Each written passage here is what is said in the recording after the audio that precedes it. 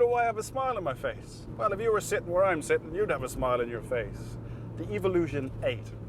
What a machine. It is unbelievable. This, without doubt, is a supercar. It'll get you to 60 in just under 5 seconds. Not bad. On the clock, it's 180 miles per hour, but it'll get you to a top speed of 155 miles per hour.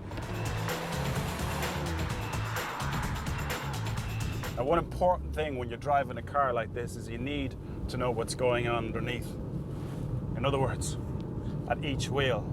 And the steering is really positive and lets you know exactly what's happening when you need to know, which is very important. The gearbox, 6-speed gearbox, is really close together, so it really feels like a rally car. And you just have to knock it into gear every so often when you want to change down or up. It's fantastic. And then you throw it around bends like so, and she just stays level. And you accelerate out, you can feel all the 4 wheels working to keep you where the car should be. Then you knock it back like so, and turn. Oh yeah, I'll tell you, you will have so much fun in this car.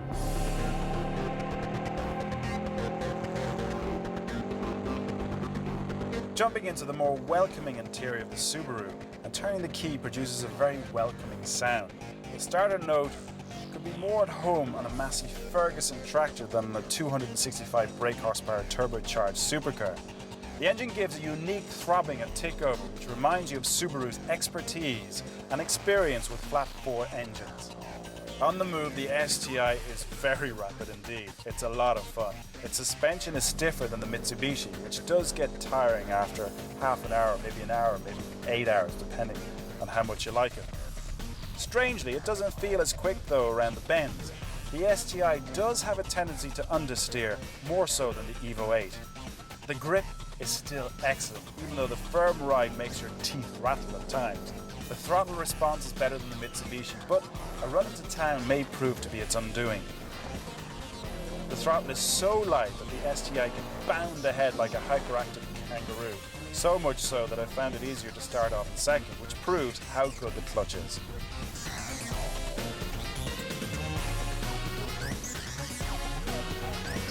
Alright, so it is a BMW, you either love them or you like them or hate them, whichever you prefer. I actually really like this car. The question is it really worth the money, around £40,000? That's something you're going to have to decide, because it's not me that's going to be parting with that amount of money.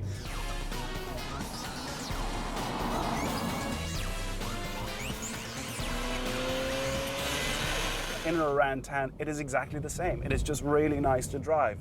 There are no problems. You'll enjoy driving it in slow traffic just as much as you'll enjoy throwing it around the place, which is very important in a car. And underneath the bonnet, well, this is where it gets very exciting. Absolutely marvelously exciting, because it's got a 3.26 cylinder engine. And when you start driving it and start putting your foot down on the throttle, you can feel every bit of that. Now, that was nothing compared to if you really set it up and get the revs up and take off. It is sensational. What it does is it sends 343 brake horsepower to the rear wheels at 8,000 revs. Oh, that's an awful lot of power. The M3, well, it is a very exciting car with an extremely powerful and usable engine.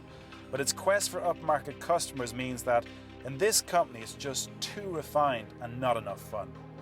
Yet again, the Mitsubishi and the Subaru are very close. With awesome traction and power, the STi is a very impressive package that is let down by load speed and pleasantries. Therefore, it ends up in second. Which means in first place, it's the Evo 8. Okay, so the Subaru is faster in a straight line, but the Evo 8 more than makes up for this in the corners, and is also nicer to drive in town.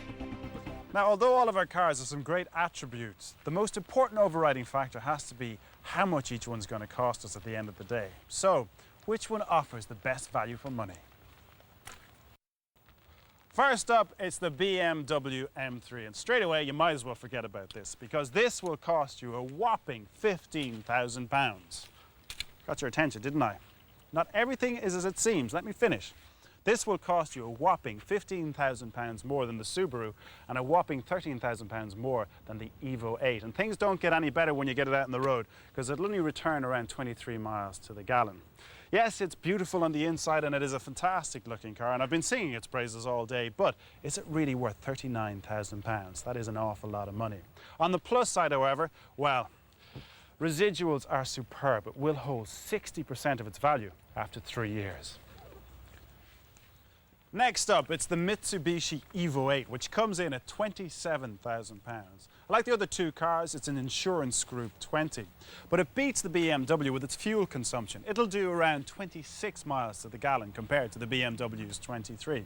But where it can't beat the BMW is when it comes to its residuals. This will only be worth around 54% of its value after 3 years.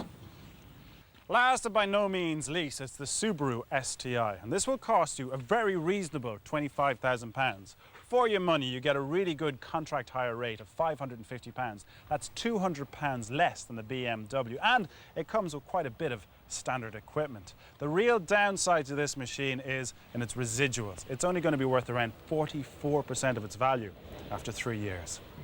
So with all the tests over with, which one of our 3 cars this week will be popping the champagne? In third place this week is the M3. It really is a cracking car and a much better looking vehicle inside and out. But all of this sophistication comes at a very expensive price. And despite all BMW's boasts, this is a car for the executive and not the enthusiast. Which leaves the clash of the titans. They've been close all through the program. The STI and the Evo 8 are very similar machines. But after much deliberation, we've decided that in second place is the Evo. It's fantastic to drive, keenly priced, and will certainly get you noticed. But unfortunately, a massive rear spoiler, big wheels and an impressive front does not hide its basic Lancer roots. If it was £2 cheaper than the Subaru, then I could live with its looks, but it isn't, and this is why it trails behind the Subaru in second place. Which means the Subaru can pop the champagne because it's this week's winner. The new STI offers fantastic value for money, and the name alone evokes rallying ability and presence. Its town manners do let it down a bit, but it would make an excellent second car for any enthusiastic driver, whether they have a family or not. It could look a bit better, but people will still stop and stare. Well, it looks like the ugly ducklings, especially the yellow one, has become beautiful. That's it for Car File from this week. I hope you enjoyed it as much as I did. You can't beat driving 3 absolutely mega cars.